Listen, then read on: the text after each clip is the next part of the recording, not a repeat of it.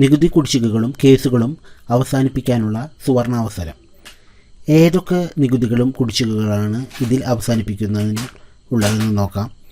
കേരള മൂല്യവർദ്ധിത നികുതി, കേന്ദ്ര വിൽപ്പന നികുതി, ആഡംബര നികുതി, സർചാർജ് നിയമപ്രകാരമുള്ള കുടിശ്ശിക, കാർഷിക ആദായ നികുതി, കേരള പൊതുവിൽപ്പന നികുതി എന്നിവയാണ്.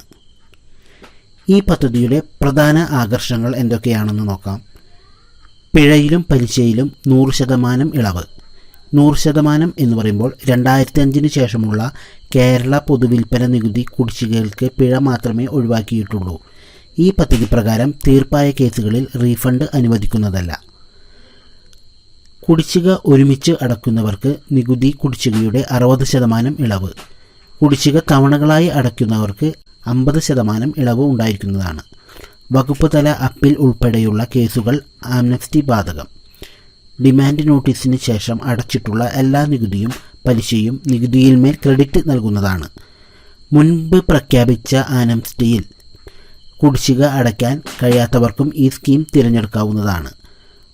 മുൻപ് പ്രഖ്യാപിച്ച ആംനസ്റ്റി സ്കീം പ്രകാരം ഏതെങ്കിലും തുക അടച്ചിട്ടുണ്ടെങ്കിൽ ഈ സ്കീമിൽ വക കൊള്ളിക്കും. റവന്യൂ റിക്കവറി നടപടികൾ തുടരുന്ന കേസുകളിൽ ആംനസ്റ്റി പദ്ധതി സ്വീകരിച്ചാൽ കളക്ഷൻ ഫീസ് ഈടാക്കുന്നതല്ല. ആംനസ്റ്റി പദ്ധതി സമർപ്പിക്കുന്നതിനുള്ള അവസാന തീയതി 2020 നവംബർ 30 വരെയാണ്.